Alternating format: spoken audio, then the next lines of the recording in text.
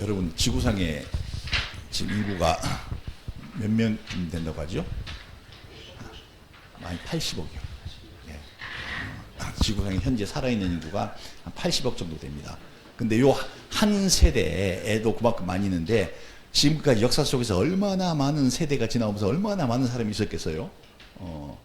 그런데 그 많은 사람들 중에 가장 불행한 사람을 하나 골라라 한다면 누구일까요? 지금까지 아담 이후에 태어난 모든 사람들 중에 야, 제가 제일 불쌍해 라고 할 수 있는 사람을 찾는다면 누구일까요?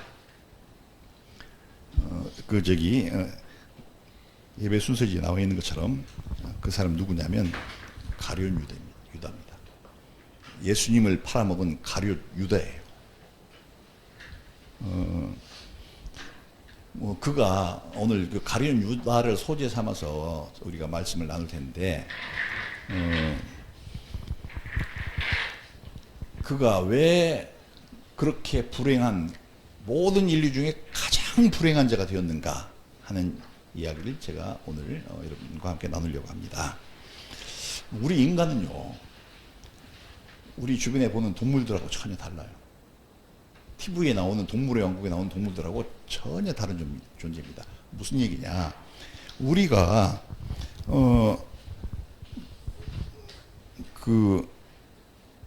동물들은 육신이 있고 그 다음에 그 육신에 깃들어 있는 정신이 있습니다. 딱 거기까지예요. 그래서 먹고 살기 위해서 육신이 배고플 때 먹고 살기 위해서 막 죽기 살기로 막 뛰어다니다가 때때로는 사냥에 성공해서 지 먹이를 잡아 먹기도 하지만, 거꾸로 반대로 지가 사냥감이 돼갖고 잡혀 먹기도 합니다. 그리고 오직 그냥 그렇게 생존한 것, 그거 이외에는 다른 시험을 받질 않아요. 근데 인간은 매우 특이한 게 뭐냐면 영적인 시험을 받습니다. 내가 내 육신이 먹고 살기 위해서 열심히 노력하면서 삶 가운데서 힘들고 어려운 것도 있죠. 근데 그거보다 조금 더 어려운 게 뭐예요? 우리가 정신적인 갈등도 겪게 됩니다. 때때로는 나는 왜 이렇게 슬퍼? 그렇게 빠질 수도 있고요. 또 때때로는 나는 이런 것이 정말 싫어하면서 그 정신적인 갈등을 막 겪어나가요. 동물들은 그런 거 없어요. 그냥 내가 싫으면 그냥 도망가 버리면 그만이야. 딴 데로 가서 살면 그만이고. 근데 인간은 정신적인 고통을 겪습니다. 근데 그보다 조금 더 다른 것도 있어요. 그게 뭐냐? 동물들은 전혀 없는 것. 그게 영적인 시험이에요. 우리가 신앙생활을 해보면 잘 알아요. 신앙생활 안 해본 사람은 그 영적인 시험이 있는지 없는지도 사실 잘 몰라. 근데 신앙생활 해보면 영적인 시험이 와. 이거는 희한하게 꼬여가지고 그 다음에 나를 시험하고 내 주변 사람을 시험하고 그 다음에 막 이상한 데 막 빠져들게 만들고 그 다음에 막 죄짓게 만들고 서로 싸우게 만들고 하는 희한한 일이 우리 주변에 있는 것이 우리가 느껴지거든요. 그 영적인 시험입니다. 인간만 받는 거예요. 왜 그 인간만 받느냐? 우리를 하나님께서 만드실 때 하나님을 닮은 모습으로 만드셨어요. 하나님은 삼위일체시거든요.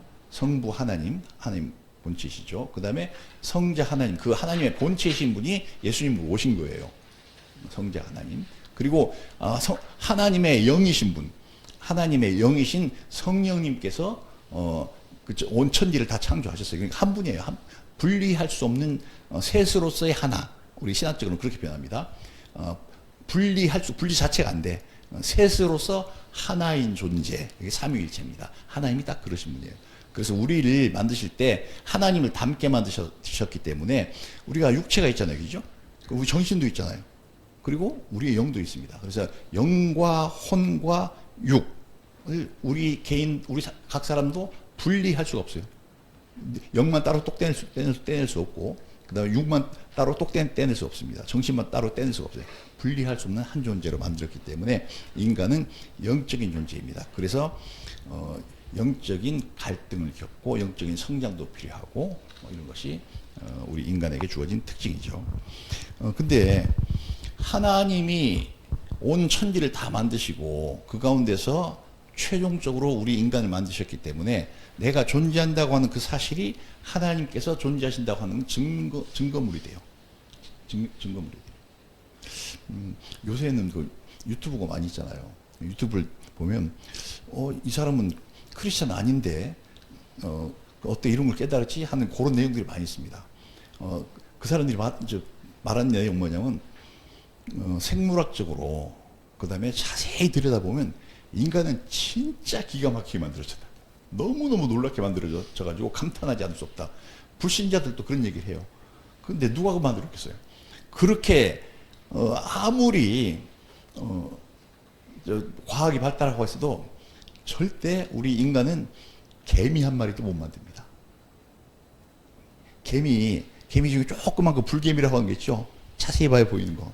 그거를 핀셋으로 딱 집어서 들어서 보면요. 그 개미도 머리가 있고 몸통이 있고 배가 있고 다리가 있고 이렇잖아요. 근데 그 머릿속에 뇌가 들어있어요. 뇌가 들어있는데 그 뇌의 직경이 사이즈가 얼마나 되느냐? 0.1mm. 0.1mm 뇌가 들어가 있어요. 근데 그 개미가 엄청 똑똑해요.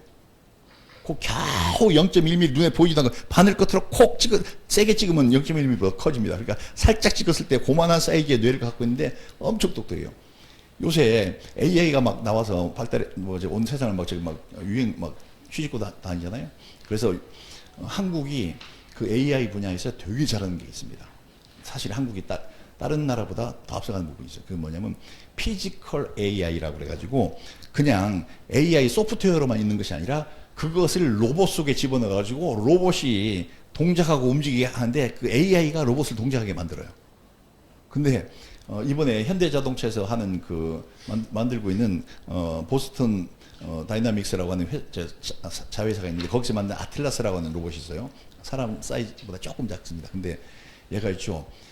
그 월드컵 하는 TV를 계속 보다가 그 다음에 그 선수들을 흉내를 해요. 근데 공을 엄청 잘 차.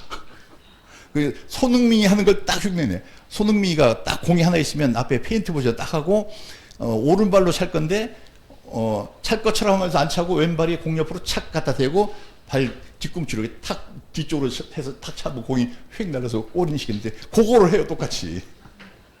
대단하죠. 그런데 그 AI나 로봇이 개미보다 월등하게 못합니다. 개미가 그보다 훨씬 똑똑해요.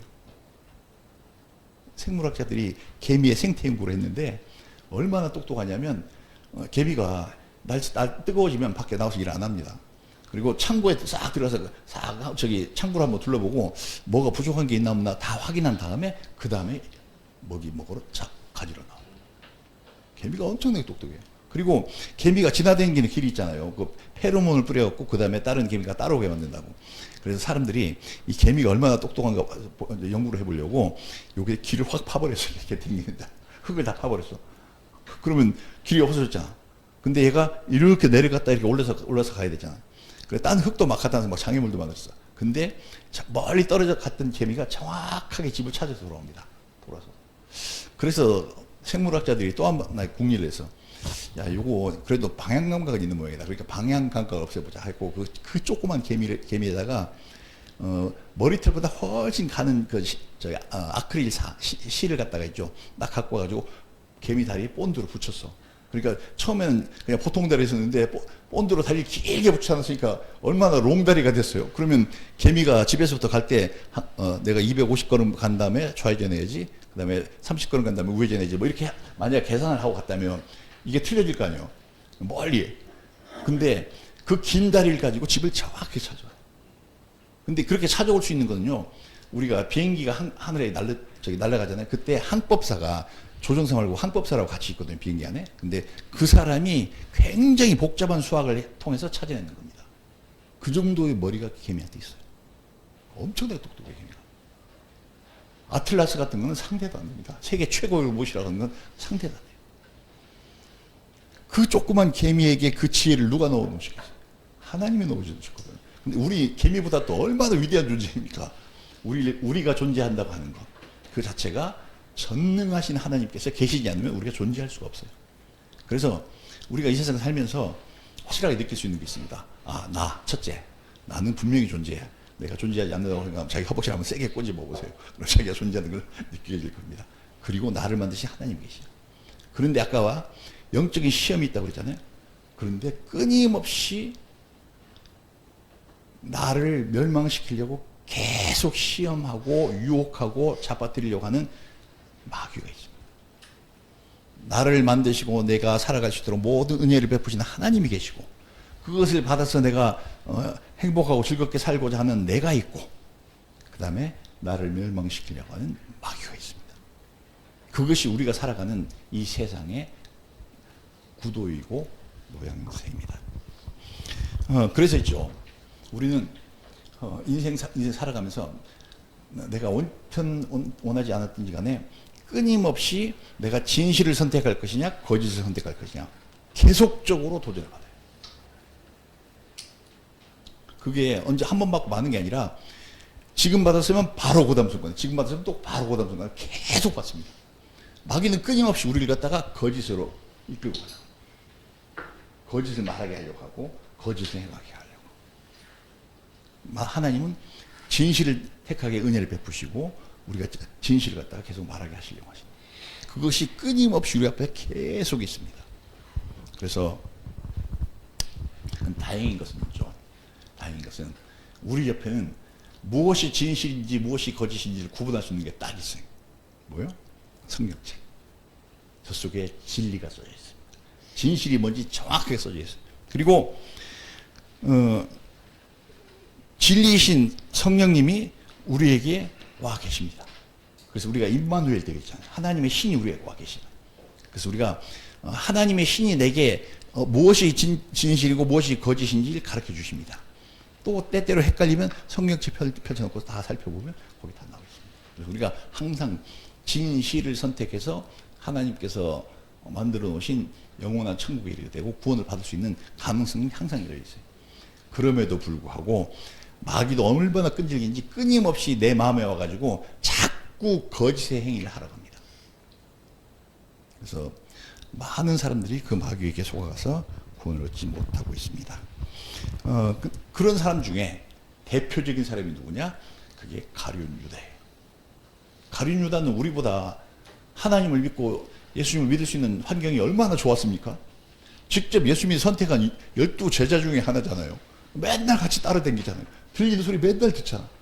그래서 우리보다 아마 무슨 진리를 깨우치려고 했으면 훨씬 더 깊이 잘할 수가 있었는데, 근데 그 가룟 유다가 모든 인류 중에 가장 불쌍한 자가 되고 말았습니다. 왜? 가룟 유다는 하나님 말씀을 믿지 않았어요. 예수님이 전해주시는 하나님의 말씀 그 자체를 믿지 않았어요. 그렇게 가까이 있으면서도. 그리고 또 끝내는 예수님을 배신했습니다. 그리고 성령님께서 가룟 유다가 구원받도록 가룟 유다에게 얼마나 많은 은혜를 베푸셨겠어요. 근데 그거를 다 성령님을 대적하고 거절했습니다. 그래서 가룟 유다에 대해서 가룟 유다가 진짜 그랬다고 하는 얘기를 제가 잠깐 해보려고 합니다. 물 좀 한 모금 마시고.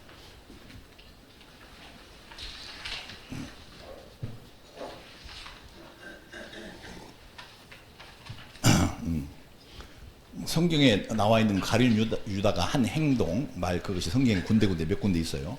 그거를 잘 추려보면 가룟 유다가 누구인지 금방 알 수가 있습니다.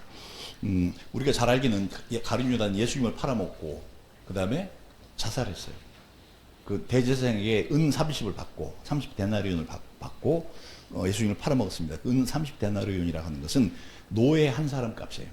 노예 하나를 살 수 있는 그 돈을 갖다가 받고 예수님을 팔아먹었어요. 그런 다음에 예수님이 십자가에 못 박혀 죽자 그 돈을 갖다가 그 성전에다가 던져 넣었는데 성전의 제사장들이 이 더러운 돈 안 받아 하고 다시 밖으로 내버려 버렸어요. 그리고 가룟 유다는 가서 나무에 못 매달아서 자살했습니다. 그런데 그 나무 가지가 뚝 부러졌어. 그 아마 높았던 모양이에요. 높은 데서 했던 모양이에요. 뚝 떨어져갖고 밭에 떨어졌는데 창자가 터져버렸어요. 그래갖고 그 피가 막 흘러 넘쳐서 그 후에 사람들이 그 밭 이름을 갖다 피밭이라고 했더라라고 성경에 쓰여 있습니다. 우리가 그걸로 거기까지만 읽어보면 야 그래도 양심은 있었던 모양이네. 지가 해서는 안 될 짓을 했으니까 예수님 죽는 거 보고 양심의 가책이 있어서 그랬겠지. 우리가 요렇게 생각하기 쉬운데 이게 사실이 아닙니다. 사실이 아니에요. 양심의 가책을 받아서 죽은 게 아니라는 얘기입니다. 우선 가룟 유다의 가룟 유다가 한 다른 행동을 보면 가룟 유다는 굉장히 매우 현실적이고 실리적이고 이성적인 사람이었어요.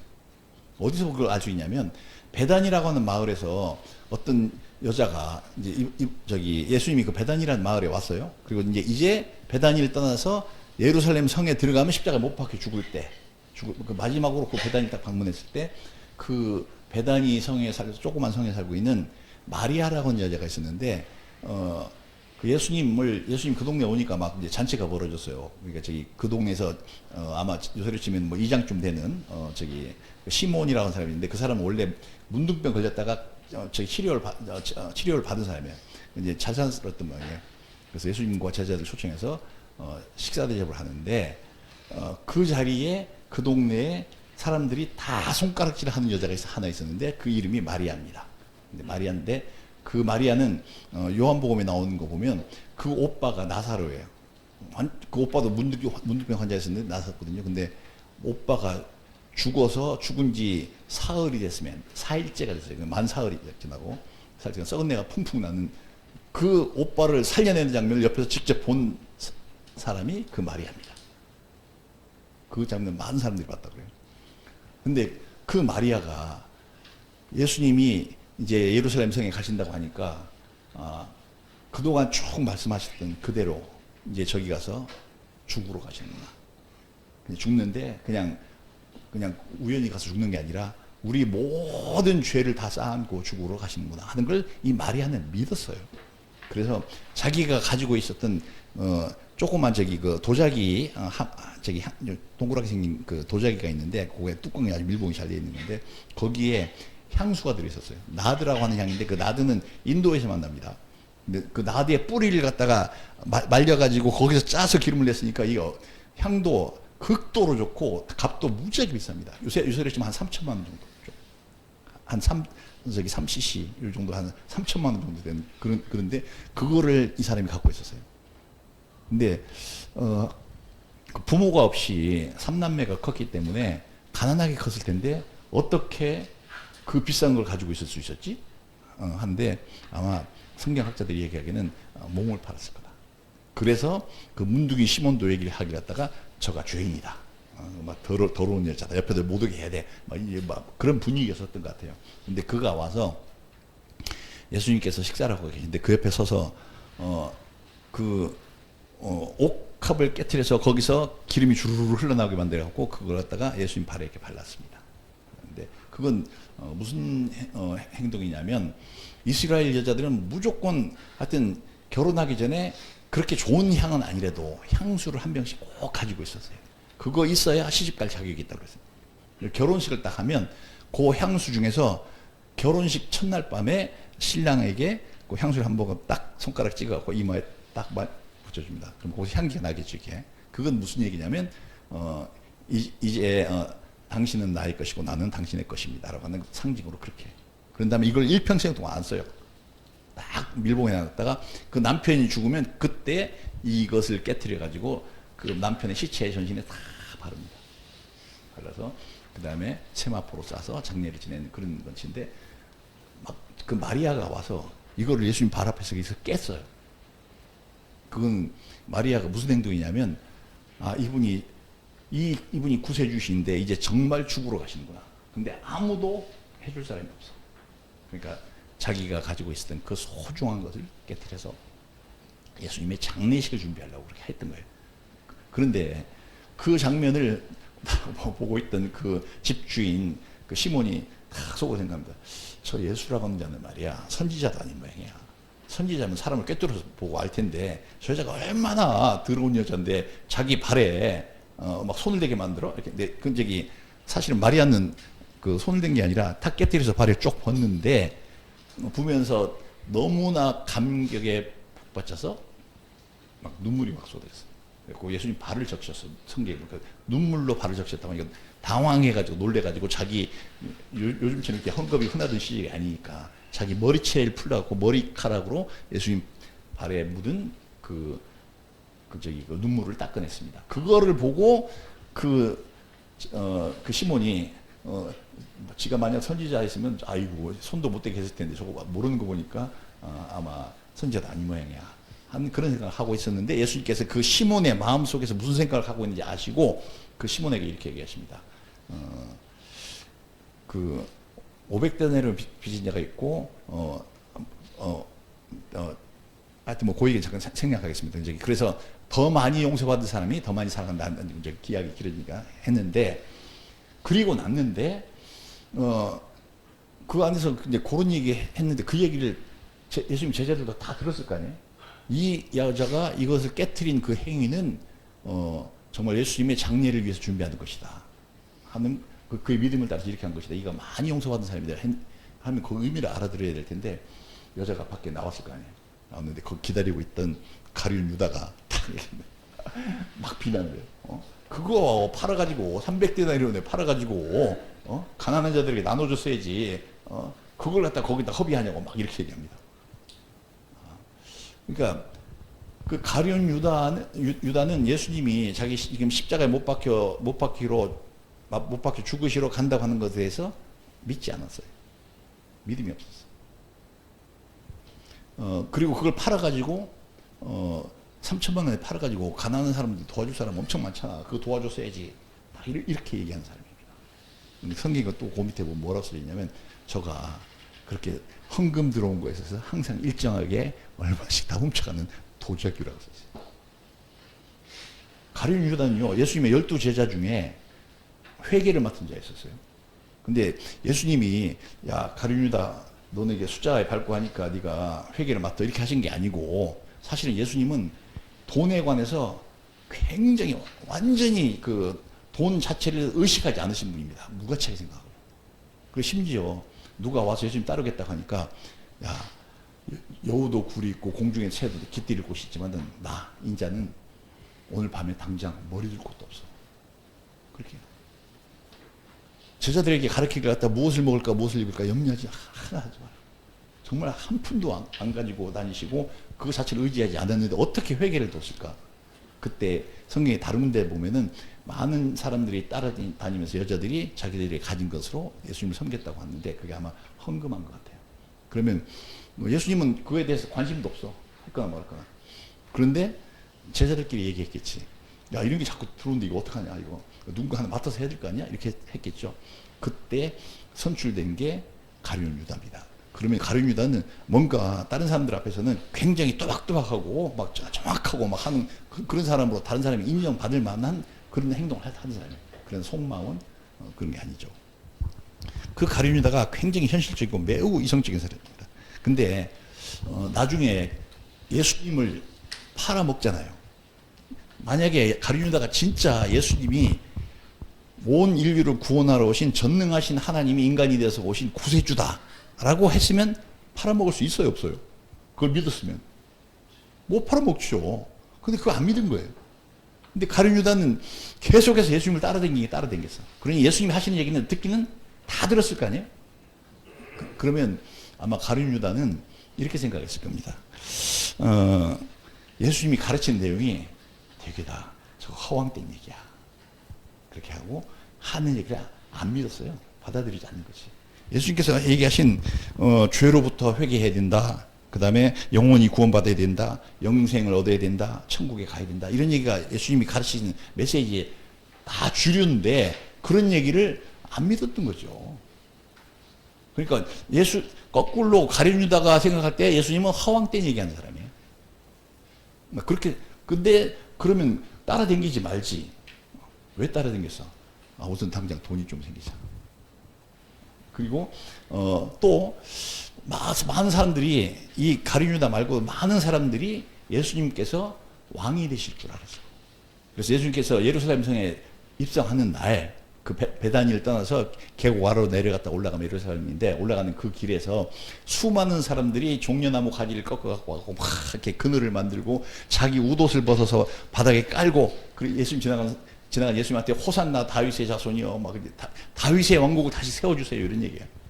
로마 군대 다 쫓아버리고 우리 이스라엘 독립시키고 다윗처럼 잘 산 나라를 만들어서 우리도 잘 먹게 해주세요. 막 그렇게 예수님을 그렇게 환영했습니다. 아마 가룟 유다도 그런 사람들 중에 하나였을 거예요.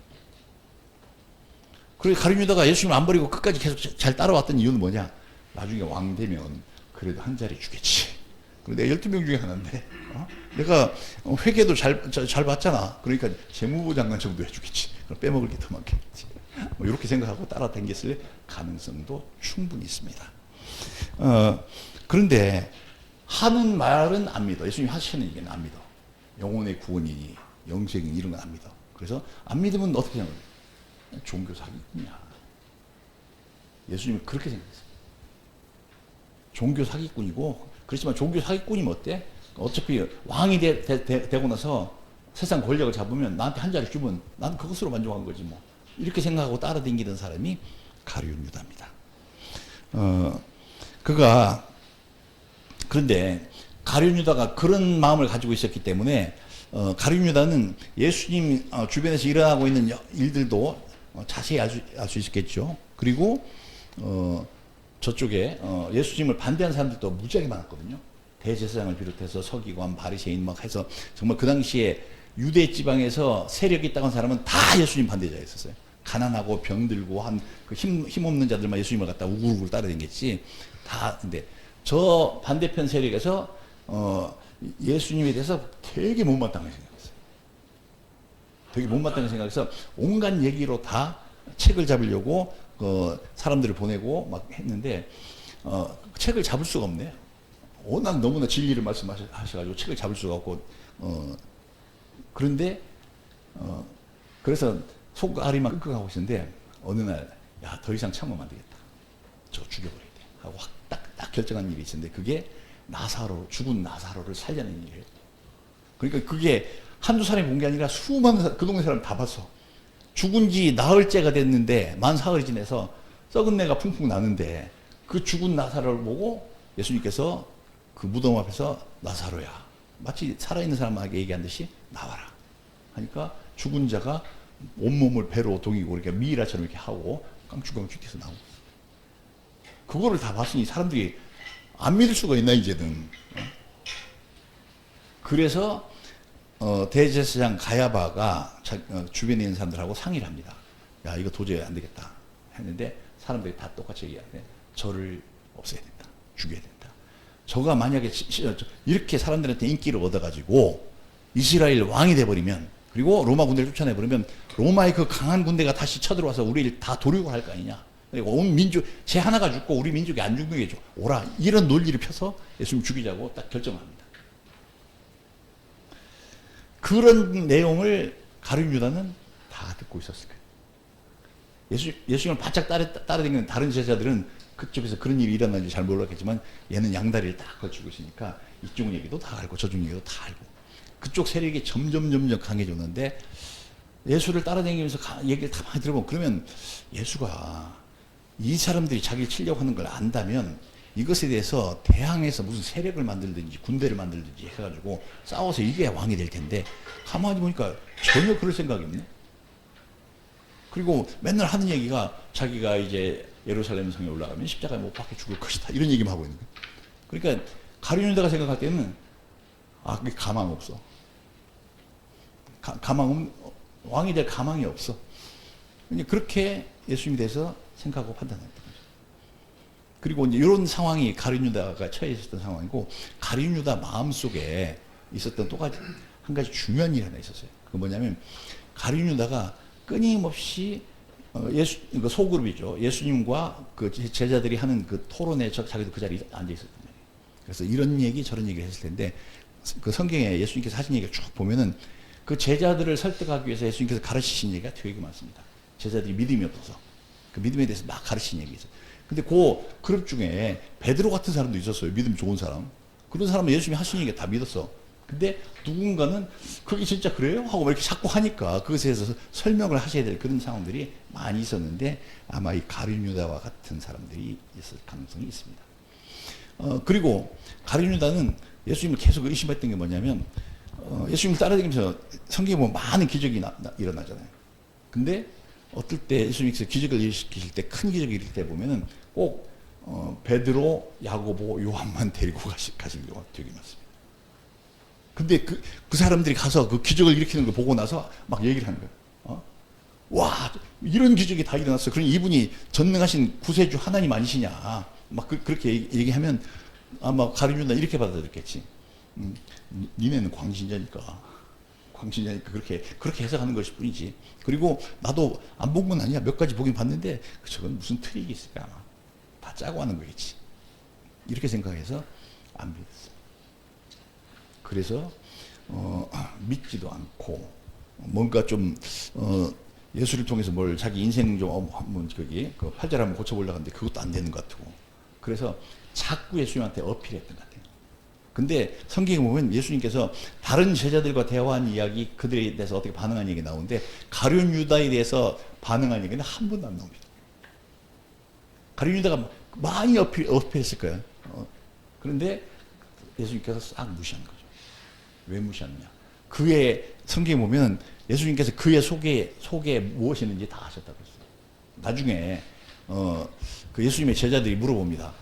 너희들 중에 하나가 나를 팔을 거야. 이렇게 하니까 서로 눈치를 싹 보는 거예요. 12명밖에 없는데 누가 우리 예수님 판다는 거야? 막 이렇게 하니까 예수님 그 제자들 중에 제일 어린 애가 누구였냐면 요한이었었거든요. 예수님을 엄청 친하게 잘 따랐단 말이에요. 그래서 예수님 품에 기대에 누워가지고 예수님한테 살짝 얘기합니다.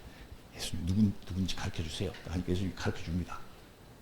나와 함께 떡 반죽그릇에 솟는 자가 그자다. 떡 반죽그릇이 아니라 떡그릇이에요. 그러니까 유대인들의 그 식사는 떡을 갖다 빵을 잔뜩 갖다 놓고 그다음에 포도주 갖다 놓고 그냥 그거 뜯어서 먹고 마시고 이렇게 하는 건데 정말로 예수님을 존경하는 제자들 같으면 예수님이 빵을 하나 잡으려고 손을 싹 집어넣으면 자기가 넣으려고 하다가도 양보하고 먼저 집으시라고 하고 그다음에 자기가 집었을 거예요. 근데 가룟 유다는 거기서 예수님과 함께 그 떡그릇에 손을 집어넣습니다. 무시하는 거죠. 예수님을 무시하는 것은 예수님한테 어필하는 거예요. 나도 좀 알아줘. 당신이 나를 무시하니까 나도 당신 무시하는 거 아니야? 그리고 아마 예수님보다 더 큰 것 먼저 주워갔을지는 거예요. 그러니까 예수님께서 요한에게 얘기합니다. 나와 함께 떡그릇에 손을 넣는 자가 그자다. 근데 가져갔는데 이거 최후의 만찬의 장면 뭐 이런 게 있습니다. 그 제자들 사이에서 막 수근수근 하는 거예요. 도대체 우리 중에 누가 예수님을 팔아먹는다는 거야? 막 이렇게 했는데 가룟 유다가 딱 나서서 이렇게 얘기합니다. 나는 아니죠. 딱 그렇게 말을 해요. 예수님께서 네가 지금 말했어. 네가 지금 네 입으로 말했어. 내가 예수님 팔아먹는 거 아니죠? 이렇게 말했는데 예수님 벌써 이 가룟 유다가 돌아다니면서 무슨 짓 했는지 다 알고 있죠. 이미 대제사장들하고 다 소통해가지고 팔아먹으려고 다 준비해놓은 걸 알고 하면서 대놓고 얘기합니다. 제자들 다 듣는데 가서 네가 원하는 것을 하라. 대놓고 그렇게. 그래서 분개를 한 거예요. 다 들통났구나. 더 이상 아닌 척하고 따라다니는 게 필요 없구나. 가서 그 길로 가서 바로 대제사장 가야바에게 가가지고 얘기합니다. 오늘 저녁에 잡으러 가시면 캄캄한 밤에 횃불밖에 없는데 누군지 사람이 많으니까 못 알아볼 텐데 내가 가서 그 뺨에 키스를 하면 그가 예수니까 그 사람 잡으시오. 라고 딱 약속을. 은삼십 받고 팔아먹는 거죠. 어차피 뭐 메시아도 아닐 밖에 이 사람 가룟 유다가 생각할 때는 내가 하는 거 이거 뭐 정당한 거야. 나는 이 사람이 메시아로 인정 안 해. 그리고 하나님도 아니시기 때문에 내가 그냥 종교 사기꾼이니까 아마 그렇게 잡혀가면 아마 뒤지기 두드려 맞고 막 창피당할 걸. 그리고 나 살려달라고 싹싹 빌을 걸. 그러면은 나는 내부자로서 의인이잖아. 종교 사기꾼을 갖다가 고발한 자가 되는 거지. 가룟 유다가 원하는 것은 그런 모습이에요. 그래서 그런 모습이라서 그 확신을 가지고 가서 예수님을 팔아먹었어요. 만약에 정말 이분이 전능하신 하나님이고 이 세상을 구원하러 오신 구세주 하나님이라고 하면 어떻게 팔아먹어요?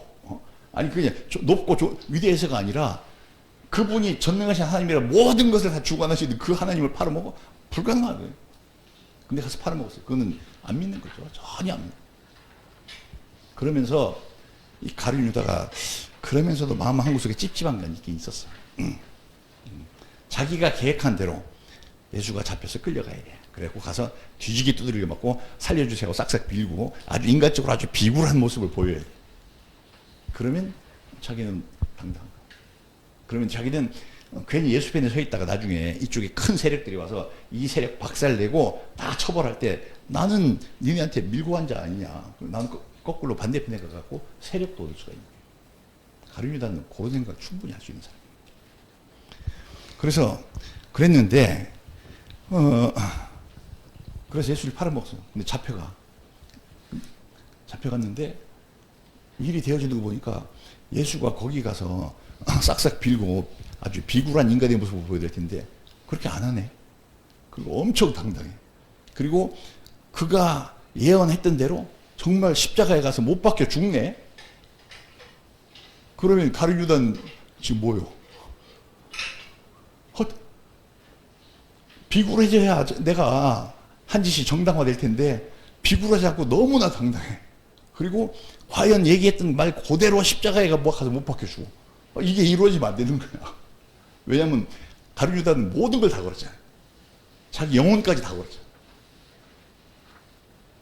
예수가 하나님 아니라고 하는 것에 대해서 자기 영혼까지 다 걸었어. 근데 그가 예언한 대로 되어져 가네. 이거 미치고 앉아하는 것이죠. 그리고 결국 십자가에 못 박혀 죽는데 마지막 장면까지도 굉장히 그리스도가 아니면 할 수 없는 그런 모습으로 예수님께서 죽고 왔습니다. 그거를 보고 가룟유다가 자기 마음속으로 확증한 거죠. 내가 졌구나. 내가 졌어. 그러니까 예수가 스스로 예수님이 자기가 하나님이라고 밝히신 그것이 되게 미웠을 거야 아마. 인간이 주제에 무슨 지가 하나님이라고 그래. 막 가룟유다 그렇게 생각했는데 그 예수님이 자기를 하나님이라고 밝히신 그것과 너는 하나님이 아니야 라고 하는 자기 생각과 가룟유다 생각이 충돌을 했는데 나중에 보니까 저가 맞는 것 같아요. 심지어 예수님이 십자가에 못 박혀서 죽었을 때 그 십자가 밑에 와서 서 있었던 사람들이 다 예수님이 제일 마지막 십자가 위에서 한 말이 뭐예요? 테텔로이시다. 다 이뤘다. 근데 그거 죽어가는 모든 모습을 보고 거기에 반대하고 예수님 욕지거리 하러 왔었던 사람들이 다 같이 한결같이 무슨 얘기냐. 성경에 써 있는 거 보면 저는 과연 하나님이 아닙니다. 그렇게 인정 안 할 수 없는 그런 죽음을 죽으신 거예요. 이 가룟유다도 봤을 거야. 그래서 그의 의견, 그가 말한 내용과 내가 그를 부인하고 싶은 그 내용이 충돌했는데 결국에 내가 졌구나. 가룟유다가 거기까지 결론에 도달했을 겁니다. 그런데 이제 거기에 가룟유다의 속마음이 나요. 모든 인간 중에 가장 불쌍한 가룟유다의 속마음이 나요. 그게 뭐냐? 지고 싶잖아. 내가 증거는 분명한 것 같은데 그래도 나는 굴복하고 싶지 않아. 왜? 나는 내 인생만 거는 게 아니야. 나의 전재산까지 이런 것만 거는 게 아니라 나의 영혼까지 다 걸었어. 그러니까 구세주를 팔아먹어. 그래서 여기서 내가 졌다고 인정하면 나는 모든 것을 다 잃은 거야. 자기는 죽을지언정 자기가 가지고 있는 최후의 자기 재산 가장 큰 중요한 것, 그 목숨, 나는 이거를 버릴지언정 나는 당신 인정할 수 없어. 그렇게 항거하고 싶은 거예요. 예수한테 예수를 향해서 항거하고 저항하고 싶은 거예요. 저가 하나님이신 그분에 대해서 항거하고 싶어요. 할 수 있는 방법이 뭐가 있겠어요? 뭐 떠들고 다녀? 소용도 없어. 전능하신 하나님이라고 하는 게 이미 사람들이 다 인정하기 시작했어. 그래서 나는 인정 못해 한 행동이 뭐냐? 그게 자살하는 거야. 나는 죽어도 인정 못해. 절대로 죽어도 인정. 그래서 자살했어. 사람들이 착각합니다. 그래도 양심은 일말 남아있으면 모양이네. 그 착한 양심을 따라가지고 자기가 팔아먹은 것이 가슴 찔려서 자살했다고 생각하는데 그게 아니고 하나님 앞에 끝까지 항거하는 겁니다. 그래서 예수님께서 그렇게 얘기하죠. 마태복음 26장에 보면 저는 차라리 태어나지 않았다면 저게 좋을 것 같다. 차라리 안 태어나는 게 좋을 것 같다. 이거는 뭐 하나님 앞에 심판 받아볼 필요도 없어. 자기 죽음으로써 내가 내 생명을 끊는 한에서 나는 당신 인정 못해. 하나님 인정 못해. 이렇게 했으니 그거 어디로 가겠어요?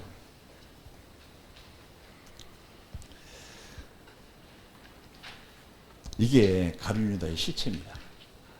근데 이제 말씀 마칠게요.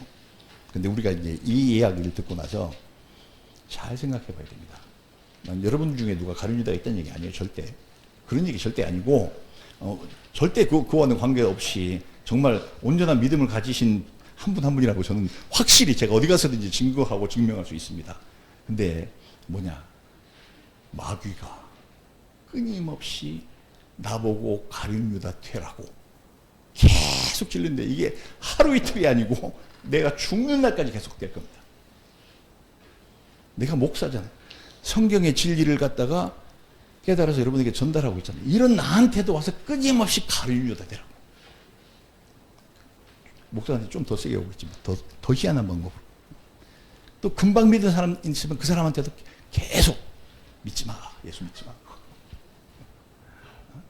예수를 믿지 말고 네가 명석하잖아. 영리하고 너는 똑부러지고 확실하잖아. 네 자신을 믿어. 끊임없이 와서 그렇게 우리를 갖다 충동질합니다. 이것과의 싸움에서 이겨야 돼요. 혹시 내 속에 불신앙, 예수님을 전능하신 하나님으로 인정하지 않으려고 하는 불신앙의 생각이 승나면 내가 이것과 성경에 저 뒤에 보면 바울 서신에 너희가 죄와 싸우되 아직까지 피 흘리기까지 싸우지 아니하였다라고 고린도 교회 사람들한테 정말 예수님을 인정하지 말으라고 하는 이것과 내가 정말 피가 나도록 머리통이 터지도록 싸워야 됩니다. 이거한테 지면 가룟유다 되는 거예요. 아무리 목회생활 오래 했고 신앙생활 아무리 오래 했어도 왜 정말 온 나라에 다 존경받던 목사가 막판에 타락해가지고 얼마나 비참하고 추악한 꼴 되는 거 많이 봤잖아요. 우리도 뉴스에도 많이 보고. 가룟유다 되는 겁니다. 팔아먹는 거예요. 그래서 싸워서 이겨야 됩니다. 내 속에 나보고 타락하라고 하는 것, 그것과 싸워서 이겨야 돼요. 그러면 싸워서 이기면 우리는 예수님을 인정하는 것이잖아요. 전능하신 하나님으로. 근데 여기서 이제 오늘 우리가 얻어야 될 교훈이 하나 있습니다. 내가 예수님을 부인하려면 가룟유다처럼 부인하든지. 난 가룟유다는 되기 싫어. 그래서 예수님을 전능하신 하나님이라고 인정했으면 그분을 하나님 대접을 해야죠. 옆집 아저씨 얘기하는 것 정도로 듣고 이렇게 하면 안 되지.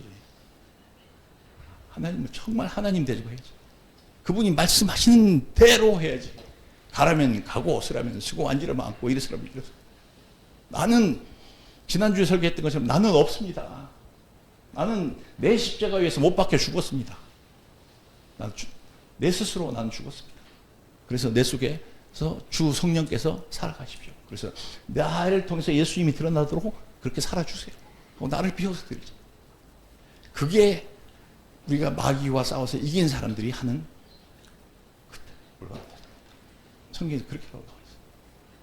내가 안 죽어 있으니까 자꾸 마귀의 말을 듣는 거예요. 이런 식으로 배신해. 저런 식으로. 처음부터 그렇게 안 합니다. 자꾸 나라고 하는 존재를 막 정말 옆에서 간질간질 하면서 나를 막 부축해 싸워줘요. 나 잘났어. 너 잘났잖아. 너 훌륭하잖아. 너 똑똑하잖아. 너 똑부러지잖아. 그러니까 그 생각 그렇게 해야 되는 거지. 어떻게 저기 성경 말씀대로 다 하냐. 요게 사탄의 말이에요. 마귀의 말. 그게 죽는 날까지 계속 온다니까. 죽는 날까지. 내가 아무리 신앙의 성경에 써도 그거 와요. 그것과 싸워서 이겨야 됩니다. 그렇게 살아가면 예수님께서 가르쳐 주시는 그 모든 죄로부터의 구원, 그 다음에 영생을 얻는 것, 이것이 확실하게 됩니다. 그것을 내가 완전히 얻을 때까지, 사도 바울도 그랬어요. 사도 바울도 성경에 저 뒤에 보면 갈라디아서에서 6장에 그런 나는 날마다 죽네라. 날마다 죽어야 돼. 십자가에 한번 올라가서 내가 죽었으니까 그다음부터 내 자아가 없어진 것 같아요. 그게 아니고 매일매일 건건마다 나는 죽었어. 난 내 십자가에 죽었어. 사도 바울은 그걸 계속했다는 얘기입니다. 난 날마다 죽노라. 그렇게 죽어서 하나님께서 내 속에서 살아갈 수 있도록 해야 우리가 그분이 예비해 놓으신 그 모든 복락을 너끈히 받을 수가 있습니다. 지짐합시다. 우리에게 그런 유혹이 항상 있는 속에서 살아간다고 하는 것이 그게 인간의 숙명이에요. 아담 이후에 다 그렇게 그게 운명이에요. 운명. 그 속으로 살아갈 수밖에 없어. 그러나 살아가면서 이겨야 돼. 지면 안 됩니다. 특히 나를 아주 간질간질 이렇게 해가지고 나를 부추겨 세우니까 그런 말 아예 들으면 안 됩니다. 그냥 나를 막 미워하면서 일 시키면 나도 안 하지. 근데 나를 막 부추기면서 그렇게 하라고 하면 거기에 속아 넘어갈 가능성이 많은데 자를 십자가에 못 박아야 됩니다. 자기를 부인하고 자기 십자가를 져야 됩니다. 그러면 우리가 성공할 수 있습니다. 그렇게 한 사람은 신앙, 하나님을 신앙, 정말 믿고 자기를 의뢰한 사람이에요. 근데 불신앙, 예수님이 하는 말 안 믿어.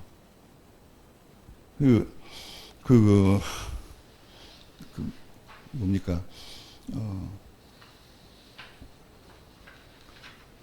말로는 믿는다고 해. 자기도 믿는다고 자기 자신을 갖다가 최면해. 근데 진짜 믿느냐 안 믿느냐, 그 사람이 그렇게 하느냐 안 하느냐를 보고 할 수 있는 거죠. 말로는 누구든지 다 믿는다고 하지. 그래서 정말로 하나님 말씀대로 살아야 됩니다. 그래서 그렇게 자기를 십자가에 못 박음으로써 성령님께서 여러분을 통해서 영원한 생명으로 살아나시는 삶을 살아갈 수 있길 바랍니다. 기도하십시다.